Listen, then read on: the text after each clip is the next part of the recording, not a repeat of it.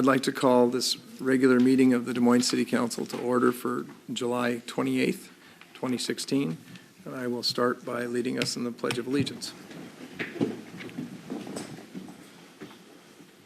I pledge allegiance to the flag of the United States of America and to the republic for which it stands, one nation, under God, indivisible, with liberty and justice for all. Great. Okay. Let the record show that all council members are present. Is there any correspondence? No, Your Honor.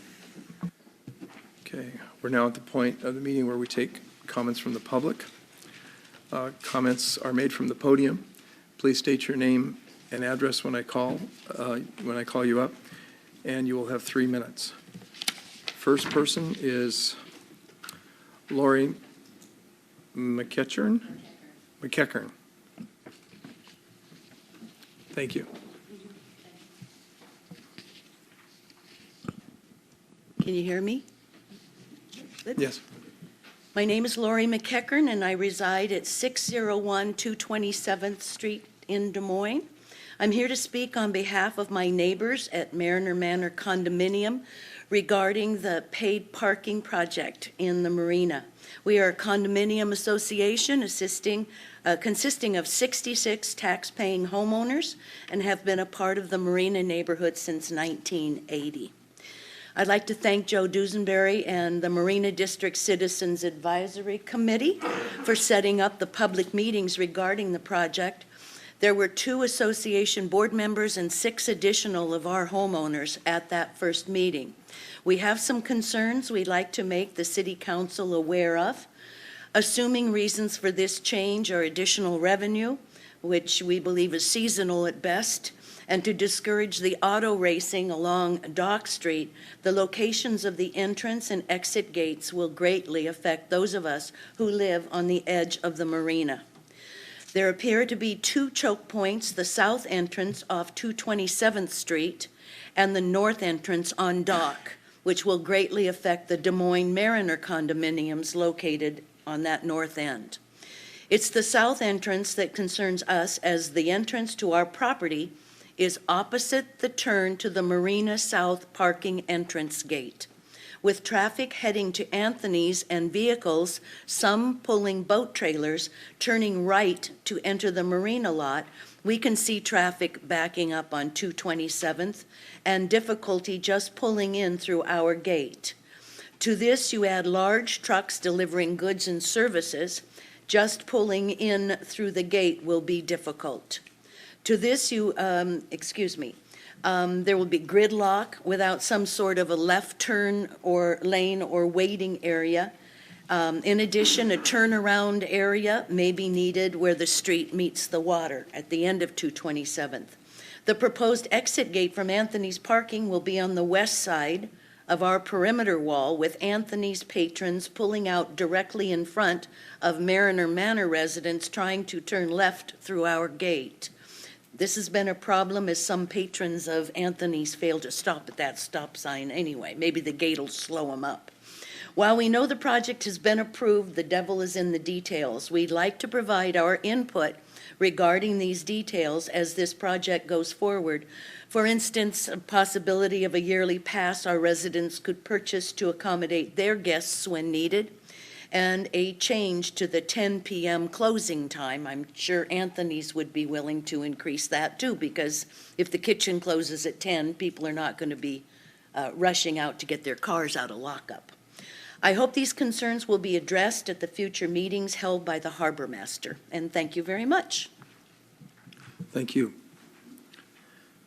Mr. Bill Linscott.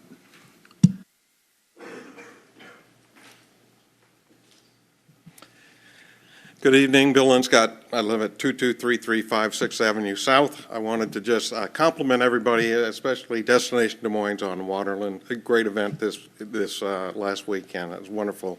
And a lot of volunteers and other organizations involved in that. And I was helping with the wooden boats at the marina, and marina staff did an outstanding job getting all the boats in, and the cars showed up on Sunday. So I just think it's a tremendous event each year in the city, getting better every year, so thank you for that. I would like to say my first venture out in the citizen advisory role has just paid off. I helped Joe, we sent out, I think, about 70 emails to get people aware of the meetings Joe was holding in the marina to update people on the progress for paid parking, and we had a great turnout. The first one, about 50 people showed up, and you can tell. I think it's helpful. The neighborhood's gonna be informed, so it's an initial success. Anyway, thank you very much. Thank you. Jackie Benster? Excuse me. Sorry. My name is Jackie Benster. I also live at the Mariner Manor condominium, as does Lori. It has been pointed out that on the website, a study of the marina parking, there has not been a return on investment study done. And I would very much like to urge you guys to, make sure that that happens. I have my own personal fears that the fee for parking is going to knock a lot of business off, and we're going to end up losing money instead of making money if you guys do implement this. So just please do a return on investment study so we kind of know what you're anticipating in terms of investment or, income. Thank you. Thank you. That is the extent of the list of people who have signed up to speak. Is there anyone who wishes to address the council that did not sign up? Seeing no one approach. That will take us to our board committee and council member reports, and we'll start with Mayor Pro Tem Pennington. Thank you. Good evening, everyone. We had it was an exciting weekend here the last couple of weeks. So I was in the city manager interview. We had Waterland, a great job by everybody involved with that. So thank everybody that was doing that. The City Advisory Committee, thank you all for your involvement in the interview process. I think that was a great success, and all of the other groups that helped out as well. So to the question about the return on investment, that was a question we had asked a while back, and I believe that the harbor master has some information. So, all right, thank you. Thanks all for coming. Thank you, Councilmember Kaplan.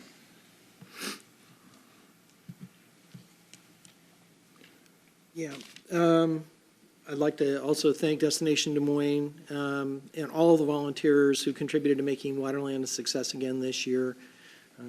Sounded like it went off very much without a hitch, which is, of course, what we like to hear, or without too many hitches anyways. It's a great event, draws a lot of people in, and, of course, gives us an opportunity to express pride in the community. I attended the South County Area Transportation Board skateboard meeting last week, and conversation focused on the 405 tolling and the effectiveness or lack thereof in terms of how that's working. The reason that's getting presentation at the south end is because when 509 comes in, as well as discussion about changing the diamond lane to a hot lane, or adding an additional lane and making at least one of them a hot lane, meaning a toll lane, has been discussed on I-5. So it was interesting to see. It does have a positive effect where you've got facilities to be able to handle the additional flow, but what happens there on 405 is it goes from 5 lanes down to 3 lanes, and so there's bottlenecks at a couple points. But there's funding that was allowed as part of the transportation package that passed a while ago, which will allow additional lanes to eventually be added there. They're also looking at least on a temporary basis, where they've got wide shoulders, allowing buses to be able to utilize that for, it would essentially have a dedicated lane for that stretch. Of course, they'll have to merge back in with the rest of everybody else later on. So And we have not received an update on 509, but are anticipating one in the next several months. And the other topic was financial report. Our dues for the skateboarder are $100 a year, which is pretty minimal, but occasionally there are expenses that come up. I've served on a subcommittee that came back with a report in terms of trying to get them to adopt a formal budget on an annualized basis, as well as try and prioritize what they want to do in the succeeding years, so that they're not necessarily making decisions on a case-by-case basis, but actually looking ahead to the future in terms of whatever their printing costs are for putting forward their legislative advocacy, or if they want to hire one of the representatives of the skateboard suggested the possibility of hiring a representative lobbyist or somebody to help advocate down in Olympia. There has been a transportation technology conference that was held last year. They had talked about doing, which was very well attended, that Skateboard was a sponsor of. They talked about doing it again this year, may be put on hold for a number of reasons, and there's discussion about doing it again next year.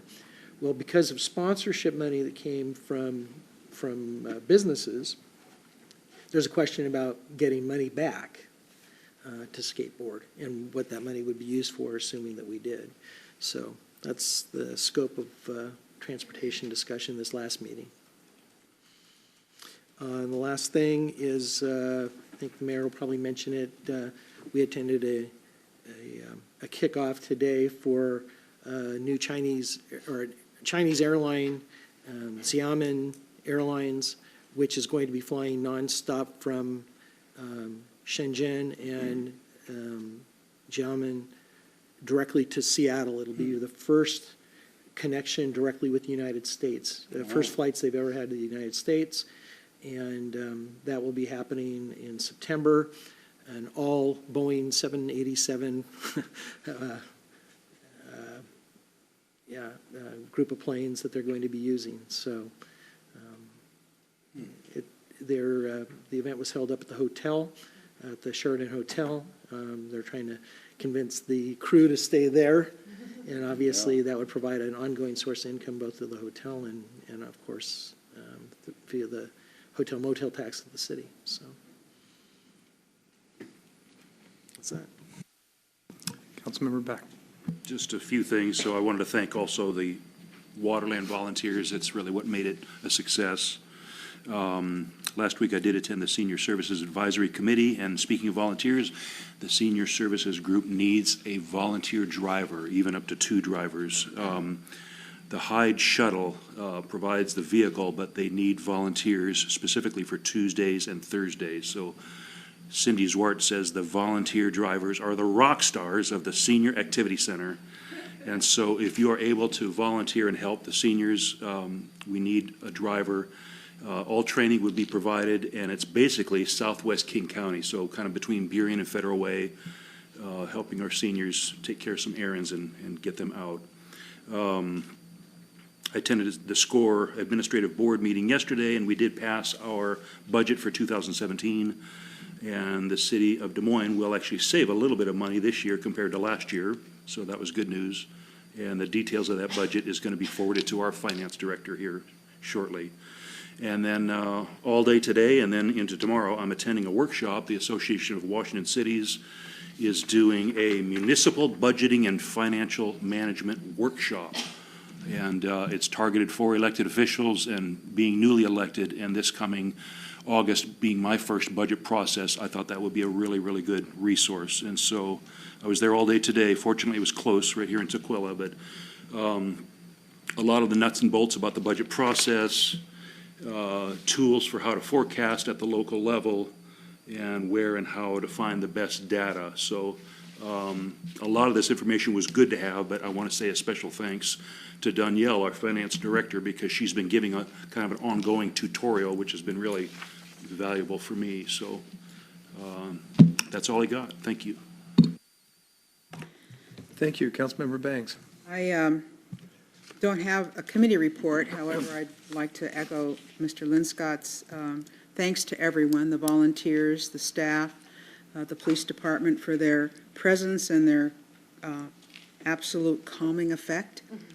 And then that Waterland Parade was fun. It didn't seem to be as well attended as last year, but we still all had fun, so that was great.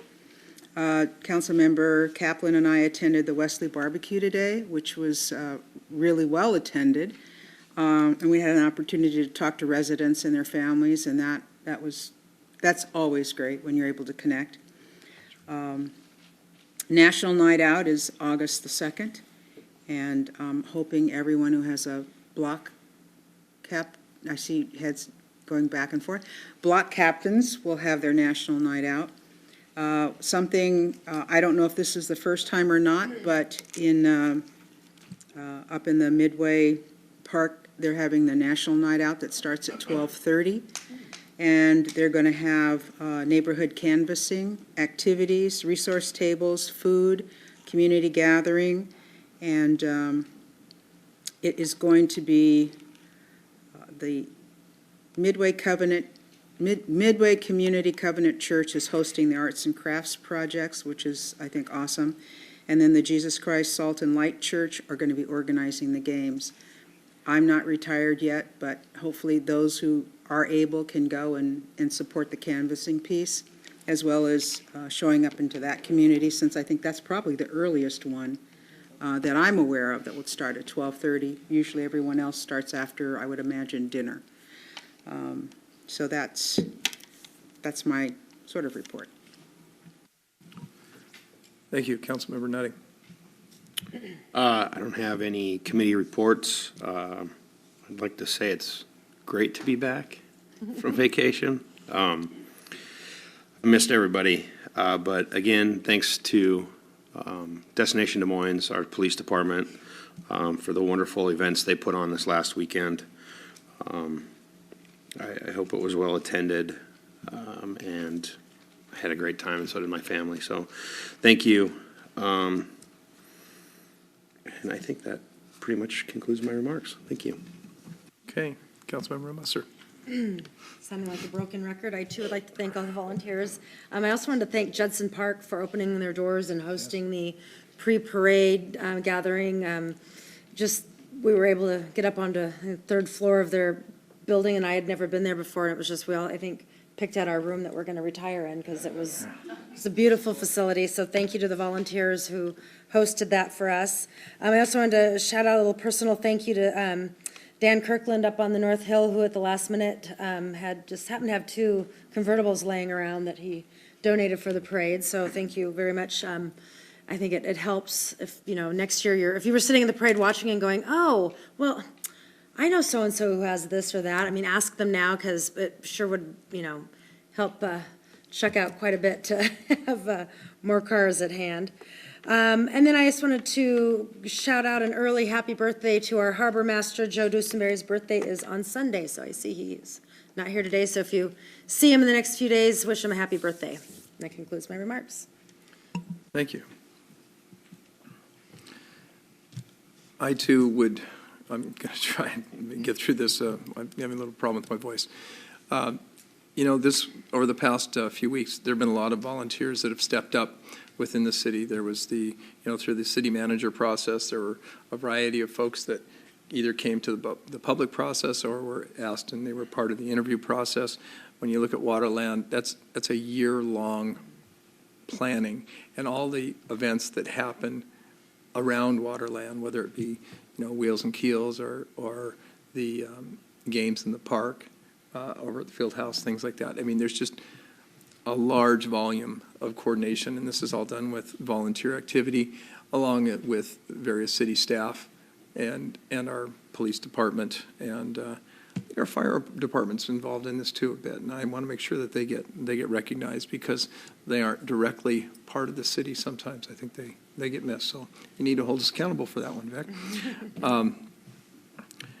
So I just want to thank everybody for their participation.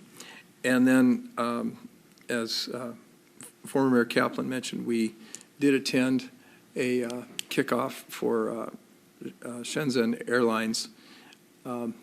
It's significant that they're going to be coming into Seattle 3 days a week. starting in September. It's a 787 Dreamliner, and they are already going into, I believe, Vancouver, Canada, and they have aspirations of extending their service to a number of, into Portland and Los Angeles and New York.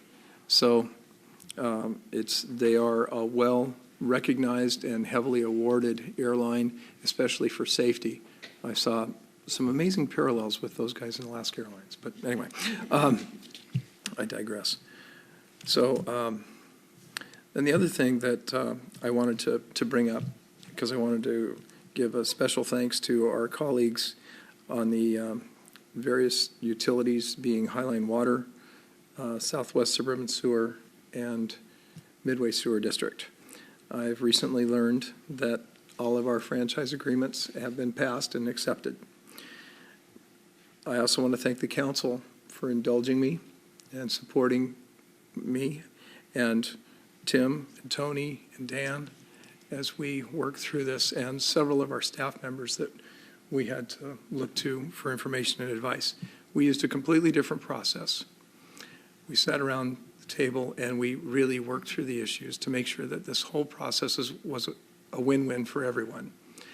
So I'm hoping that we've set a model for going forward for cooperative, collaborative, and successful negotiations with with the utilities and organizations that share activity in our rights of way. But again, I want to especially, I worked very closely with Dan and Tim and Tony and the council, and I want to express my gratitude there. I think it is a game changer for the city. It's one of many pieces that we need to put into place, but it's part of getting the house in order, as you've often heard me say.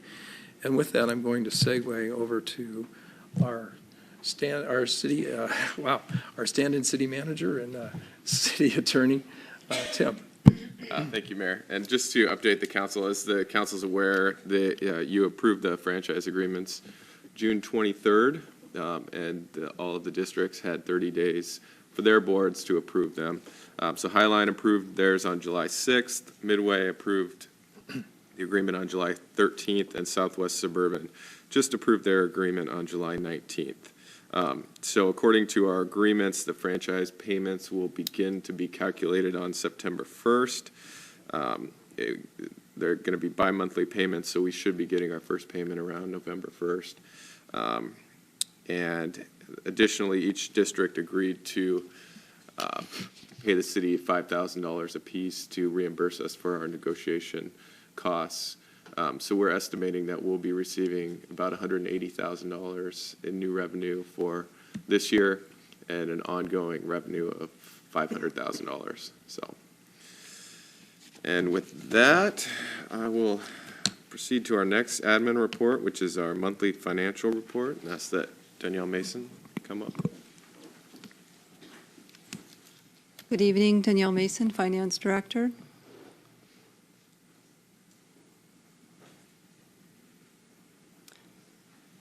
So this is the June year-to-date report. I'm happy to say that basically we're right on track. There are no surprises or really outstanding issues. So it's one of those good news is, no news is good news kind of reports. We're through June, so if everything happened pro rata, then we would be looking at 50% increases here.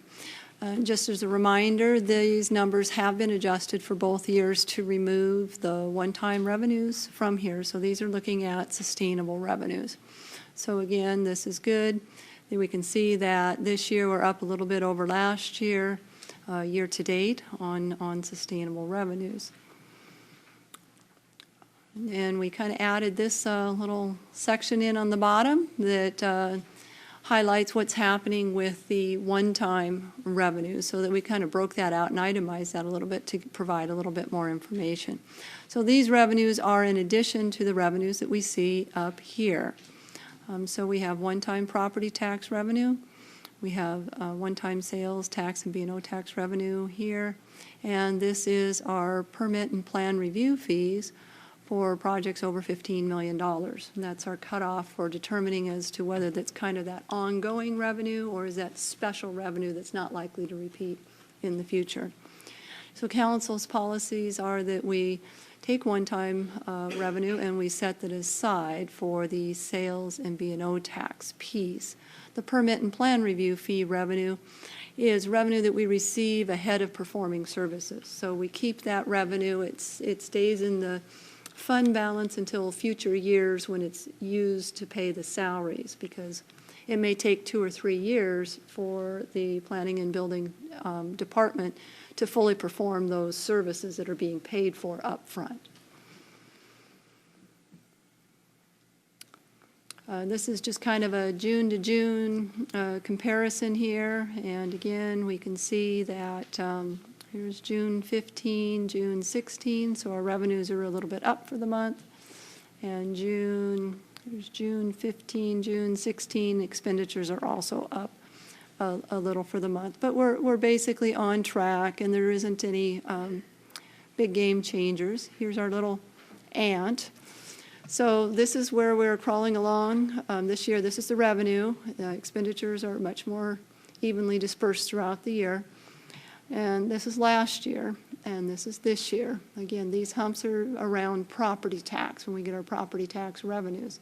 So what we're seeing that's a little bit different than prior year is that, first of all, our revenue and expenditure lines are much closer together. So that's good news. Here, this is flattened out. It looks a little bit different, and that just means that our property taxes that come in April, May, it's just pretty much a timing difference. We'll see below that we're just right on schedule for most of our taxes. And then the rest of this year is just projected out as if it were the same as last year. So we're just kind of watching this curve to make sure that there aren't any big surprises. So how are we doing on our main tax sources? So the good news is, we just got to point this out. So like I said, we're 50%. So this is a bit of a different view than what has come from finance in past years as far as how close we are in actually predicting the revenues. I think there's been a history in Des Moines of optimism, and so our revenues have often been much higher, or budgeted much higher than what we were able to see. And again, that's a lot of that one-time money coming in and affecting things. So we're pretty dang close. So we're at 51%. That means that I'm just a little bit pessimistic, so things have come in just a little bit better. So that means we're estimating a little on the low side, but not much, because again, 50% is kind of what you expect. So property taxes are coming along as expected. And our sales tax, 49.8, can't get much closer to 50% than that. So again, this shows that our budgeting is realistic and that things are coming along pretty much as we expect.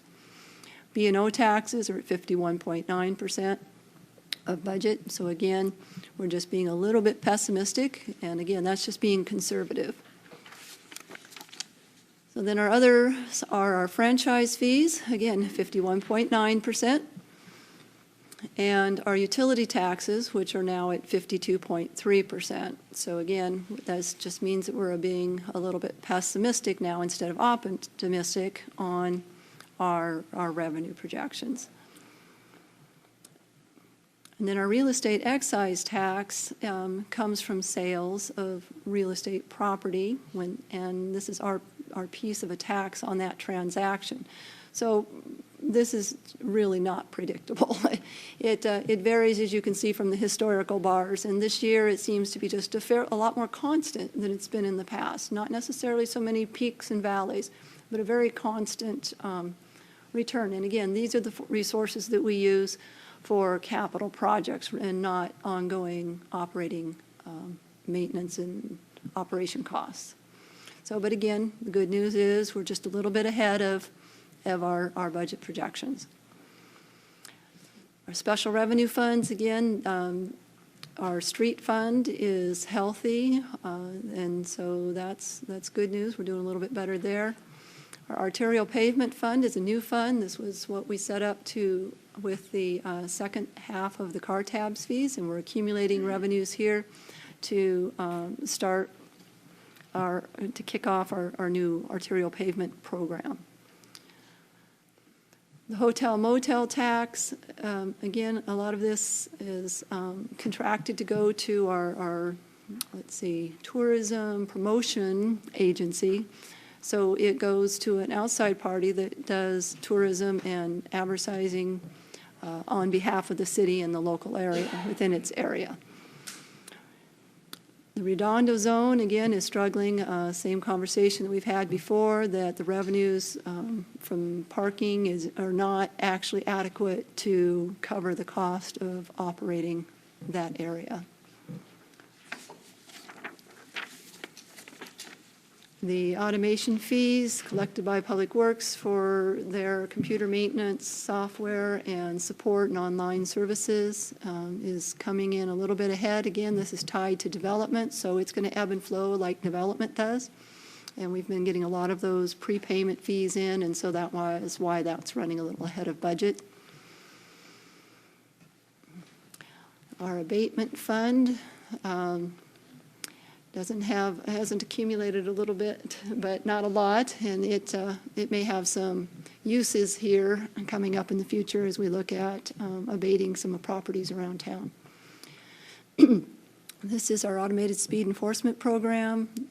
Again, we're on a little timeout because it's summertime, and this is just the cameras that keep people from speeding through school zones. So when school is out, then this revenue drops because there are no tickets that are being written during that time period. And this is the Transportation Benefit District. Danielle? When the red light enforcement cameras go in, will they go into this fund, or will it be their separate account?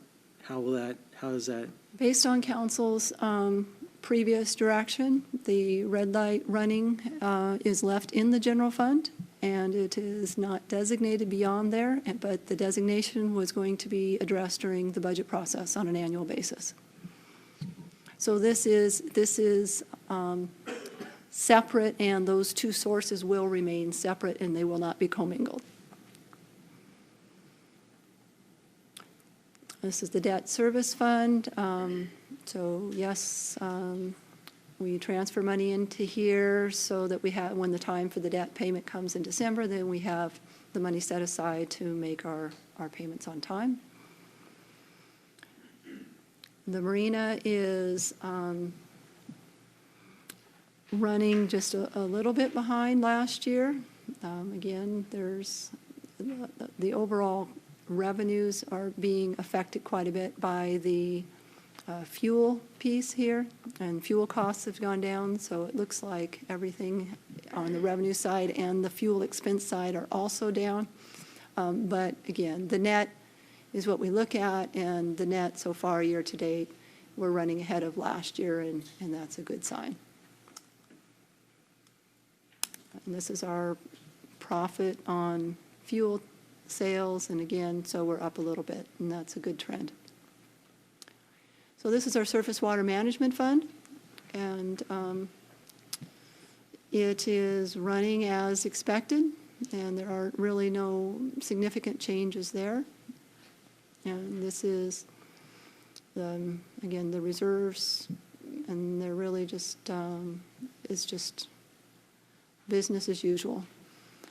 Our internal service funds, these are highly predictable since we just take 1/12 of them every month and transfer there. So the revenues are reasonably predictable, and they're acting as expected. I guess we can make a little note again. Our goal is to try and increase these reserves because, again, for our facilities, we don't have enough in reserve to meet our ongoing maintenance needs. And again, the computer replacement fund and the equipment rental fund, This is where the city is setting aside a little bit of money each year so that when the equipment wears out and we have a large capital expense all at once, we don't have to find the money that year. We've set it aside so that we have it when we need it, so that we can take advantage of smart purchasing and just-in-time purchasing. So Dunyele, can you remind me where we have the actual software, where that's located to replace? That would be That's the not in in the the- Computer Technology Replacement Fund. We call it computer, but includes software Oh, and it does. technology as well. Okay. So the annual ongoing licensing is included in the IS budget up in the general fund, but as far as the setting aside to replace money for software replacements in the future, that's done in this fund right here. So that's, that will conclude my report unless there's any questions. Councilmember Lesser. Self-insurance expenditures, we're at 87% of the expenditures for year-to-date. Do we do like a big lump sum premium payment and then pay down over the other 6 months or so, or? 12 months, yes. So the premium, the annual premium's actually due in January. Okay. And so that's one of the goals that we have in our long-term sustainability fund, is that we are assessing a little bit more than the annual premium to build our reserve back up. Because as you can see, the fund is negative. And so that means that we didn't have enough money in January to actually pay the bill on time. So let alone have anything reserved, because the other thing this fund does is it's supposed to have enough money to meet our $25,000 deductible for insurance claims. And this fund has been depleted over the years, and we're kind of on a long-term plan to replenish this fund over time. Thank you. Any other questions? Okay, thank you.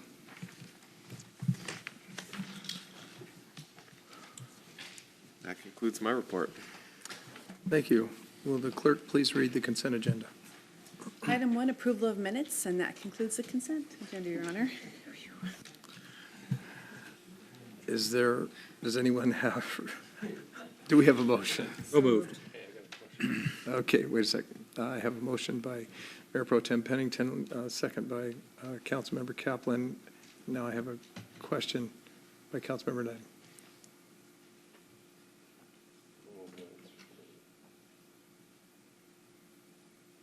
Was I at this meeting? You weren't at the Wasson House one. No. I will have to recuse myself. Please turn on your microphone. I'll have to recuse myself from voting on this because I was not there. Fair enough. Is there anyone who wishes to pull this item? Any discussion? All those in favor, please raise your right hand and say aye. Aye. Motion passes 6-0 with Councilmember Netting's recusal noted. Okay. All right, and this takes us forward to new business, the city manager candidate discussion.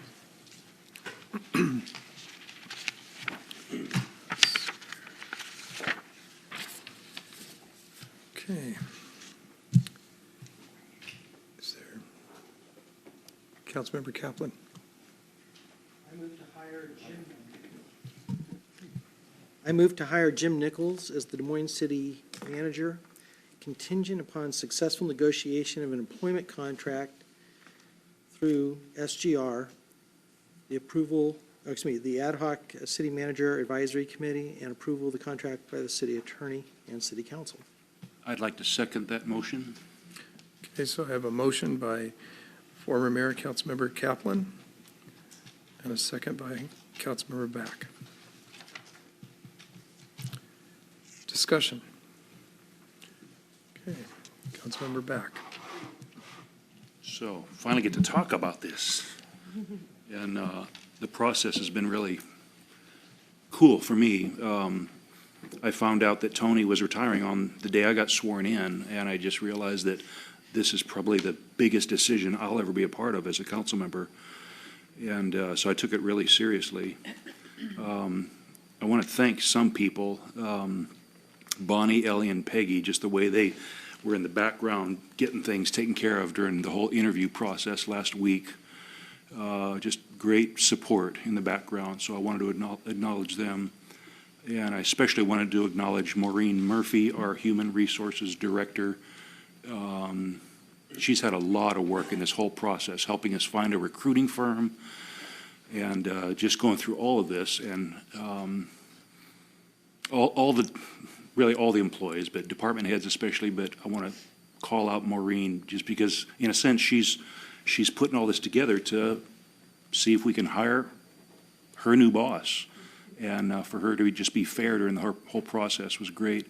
But the people I'm really appreciative of is our legal team, especially Tim here, and then our outgoing city attorney, Pat Bosmans, before she retired, because they kept us in check the whole time about the ground rules of the proper way to do this, because we want to do this right.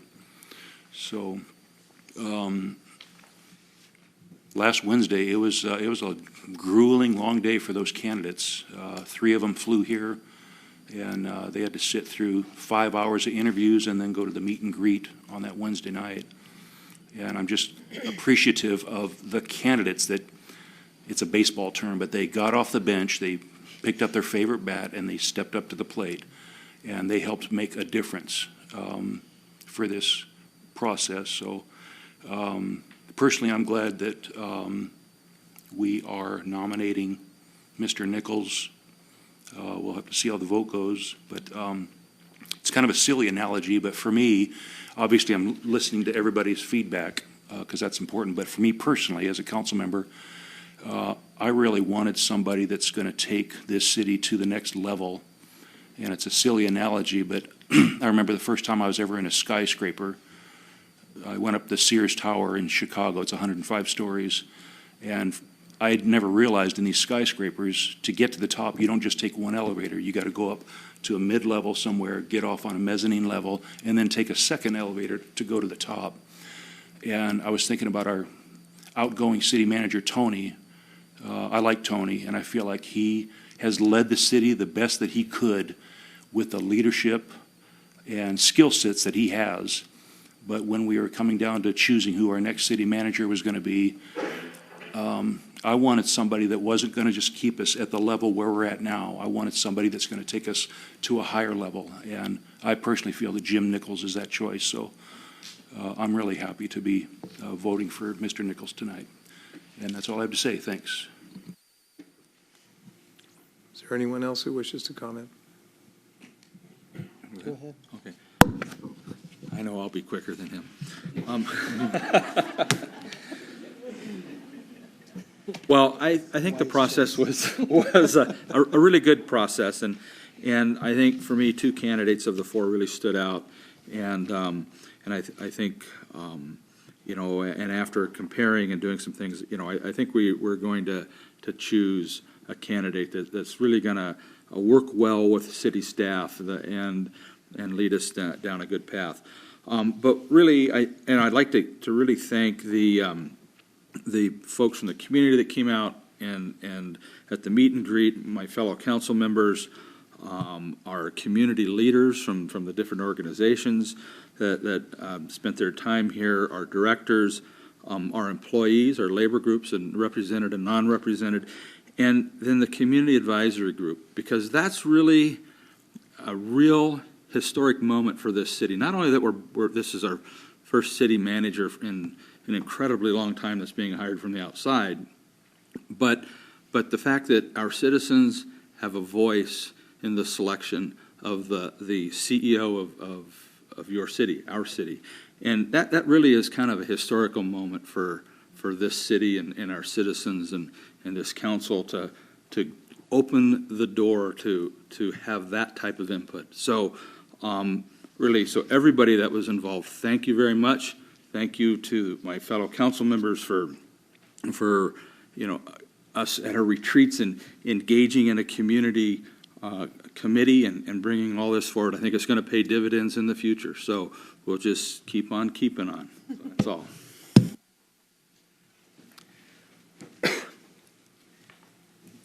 He's right, I have a lot to say. Okay, Councilmember Kaplan, the floor is yours. The process that we used was actually quite extensive. We had 30, if I recall correctly, 37 applicants who had applied for the position. 18 or 19 didn't meet the minimum qualifications. There were 3 tiers of candidates that, as the consultant evaluated them. There were 8 in the top tier, and among those, there were 4 finalists that we felt warranted further investigation and obviously scrutiny by the interview panels that we put together. We had 5 interview panels. The council, of course, was one. Department heads, city employees, the Citizens Advisory Committee, and leaders from the community, from the fire district to the school districts to Rotary and business leaders. It was a very diverse interview process in terms of the feedback that we got.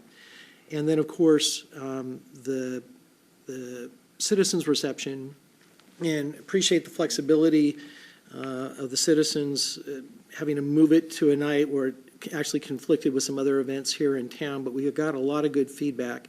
What was interesting was that the feedback we got from the interview panels, from the reference checks, from the community, that when you filled out the cards at the reception, was almost consistent in terms of the feedback we got regarding the different candidates. There was, of the 4 finalists, one I think will be a good city manager someday when they've gained additional experience, but would not have been a good fit for the city. I think at this point in time, that was Ms. Ard. Mr. Niedermeyer, I think lacked a lot of the skills and priorities that the city council had actually set out, and I'll speak to that in a minute. And that brings us to our assistant city manager, Michael Mathias, and Jim Nichols. And when the council found out Tony was going to retire, we talked amongst ourselves, what's the most important thing? What's been missing? What could we improve on? What's the kind of thing that we know is needed to help take the city to the next level? It's been talked about, although I hate that cliche. And the things that stood out, there were 3 things that stand out. One is, it's a word I wrote down a long time ago, which is expectations. And it's our expectations of that person, that person's expectations of us, that the community's expectations of whoever the city manager is, and making clear what those expectations are and who's going to be able to meet them, And that meant you had to have 2 skills sets, 2 particular skills that have to stand out. And one of those is leadership. And that means leadership by example. That means leadership by demonstrating that you've been able to do it before.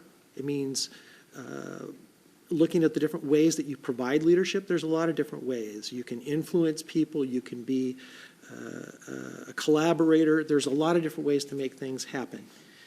And then the last and most important thing is communications. Communications with staff, communications with the community, communications with council, communications with other jurisdictions. And there have been communications issues that have obviously impacted everything from community perception of things that are happening to things that are happening and people aren't aware of. We need somebody who's going to be a great communicator. And through all the interviews and reviewing background and looking at skill sets, Jim Nichols fits the leadership and the communication skill set above all others. It's interesting, as part of this process, the the candidates got to go on tours, 3 of the 4 candidates got to go on tours of the city. And there was something that Mr. Nichols brought up in his interview, which was that he does what's called work-alongs. And if you go back and you check the jurisdictions that he's been at before, you find out that it's true. And what that means is when he's learning about something, he doesn't presume to know all the answers. He goes out and works with staff to learn about the job.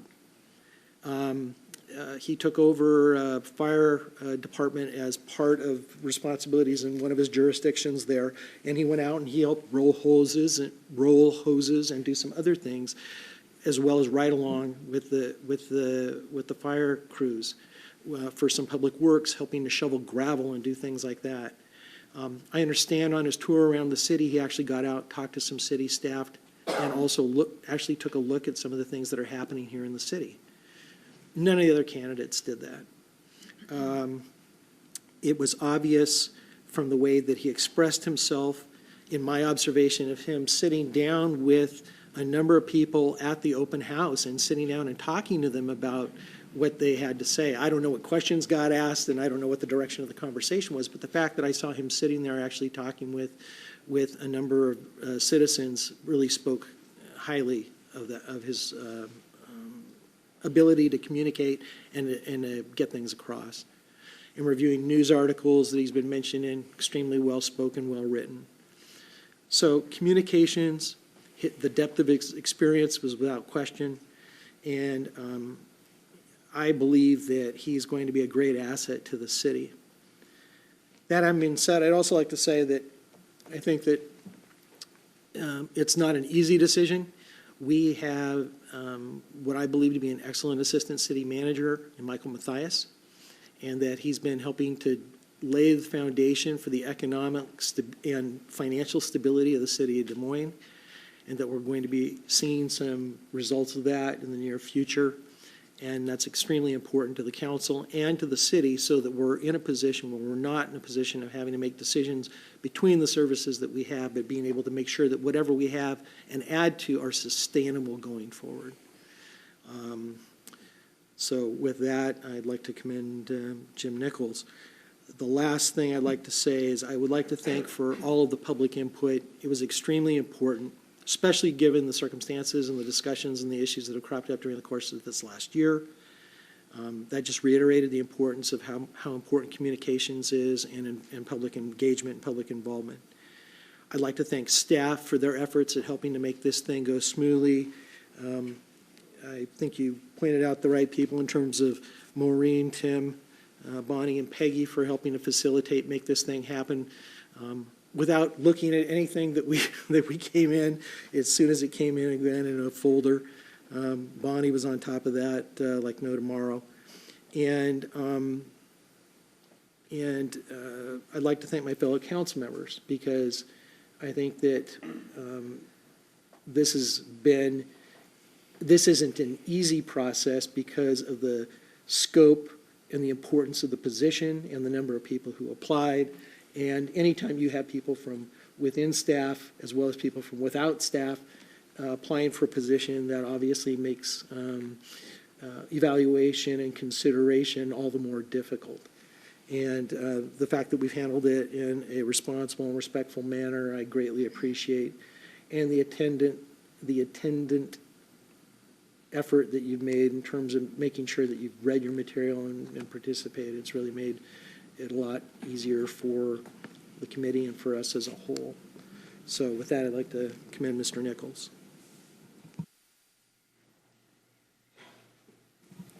Councilmember Bangs. I'm not sure what I can say now. Thank you, Dave. That was very eloquent. And I think it definitely is a sentiment of most of us.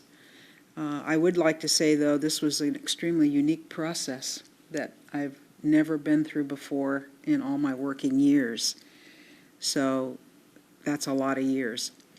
I will say that I really appreciate the mayor's even keelness, is that a word?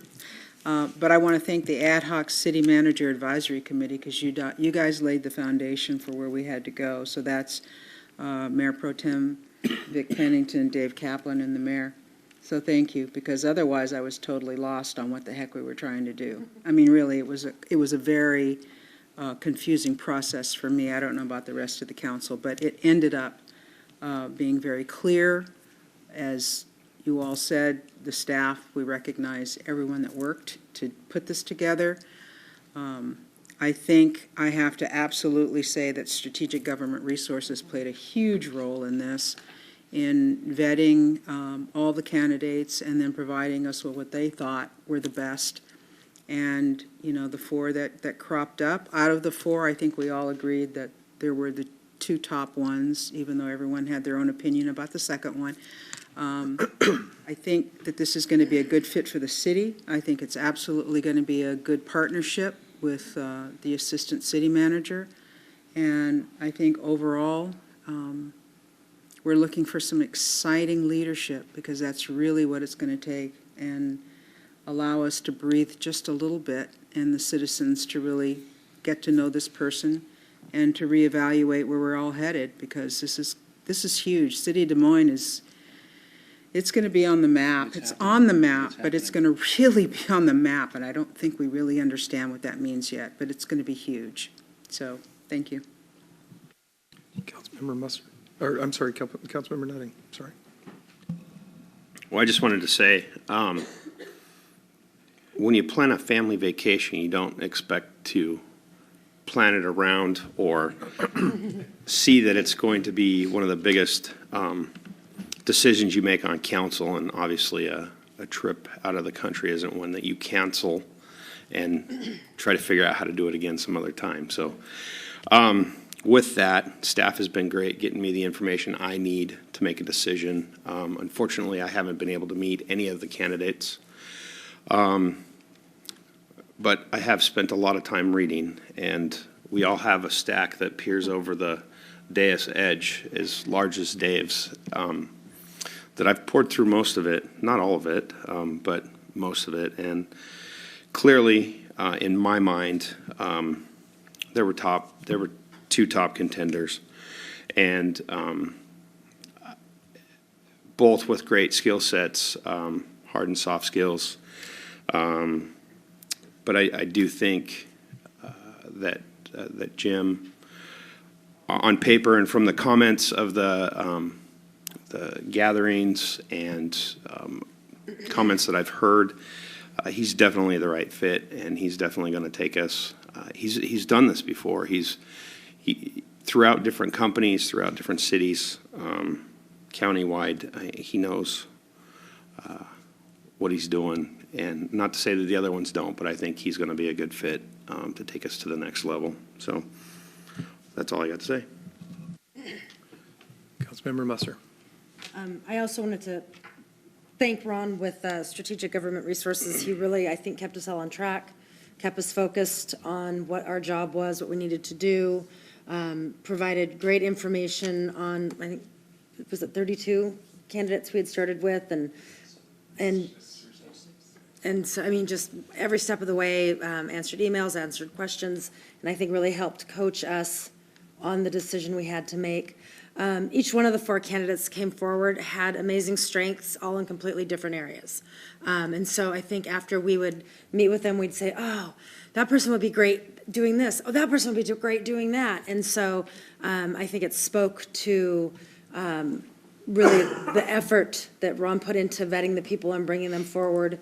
When we first started trying to decide who we wanted as a new city manager, you know, my short list had to be a strong communicator, had to put the community first, had to be, I think we all learned through a couple of the issues that we dealt with as a city this last year that a lot of people in the city thought that the mayor was the strong lead of the city, made all the decisions.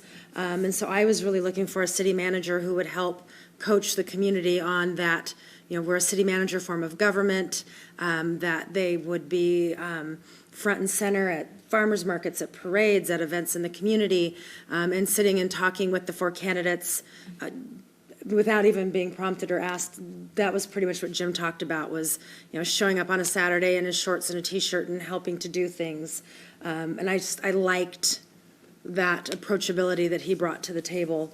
And I thought it was, he started in Washington State, he started down in Chehalis years ago, and now he's come into, wants to end here in Des Moines and be back in Washington. And so I thought that was a really great, why Washington? Why do you want to come to Des Moines? He was like, I started in Washington. So I love his answers. And speaking of things I love food. And so I wanted to thank Peggy for making all that amazing food at our community reception that we had.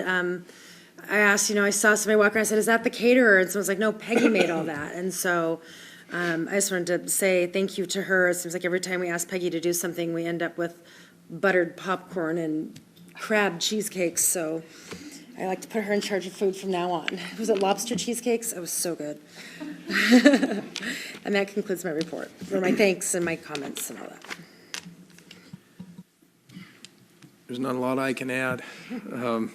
You have all articulated it very well, which also says something about how we work together on the process, because as we sat around the table and we worked through what we needed in leadership with the city, it was articulated very well. This has been a journey because it started back in March, and here we are several months later. The public may not see all of the activity that went on from the council side, but there was a lot. And what we needed to make things happen, of course, SGR, Strategic Government Resources, continues to partner with us as we finish up the process. But, having the first important decision we made was finding a firm that could really represent and understand what we were looking for to start with, and then could find the qualified applicants. And then, once we got that, we worked through iterations that I won't repeat, but when we needed things, the staff stepped up. We had a very strong top-end candidate pool. I've been through this process in another role that I've had, and this was one strong group. But what really helped is the involvement that we had from all of the advisory groups and the public and the staff. As former Mayor Kaplan talked about, we had, aside from the volume of information he has sitting in front of him, we also had all this additional input, and it was ours to process and work through and have respectful conversation around. And I'm very proud of this council. It's a big step for Des Moines, in that this is the first time in decades that we have actually brought a leader in from the outside. In the past, leaders have come in and come up through the ranks, and there's nothing wrong with that. But as you've heard all of the members of this council say, it's a new day in Des Moines. There's a lot happening. We are going in a very forward and positive direction. And I believe that the collaborative leadership style of the candidate that we're bringing forward will bring out the best of those who are already here.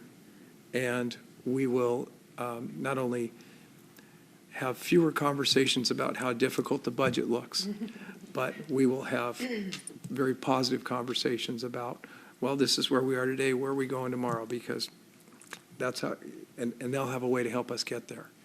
And so it's in the partnership with the community and the staff and the council that I think we have our brightest future ahead of us. So I thank everyone. It was a great process. Are there any other comments? Seeing none, all those in favor of the motion as read, please raise your right hand and say aye. Aye. Passes 7-0.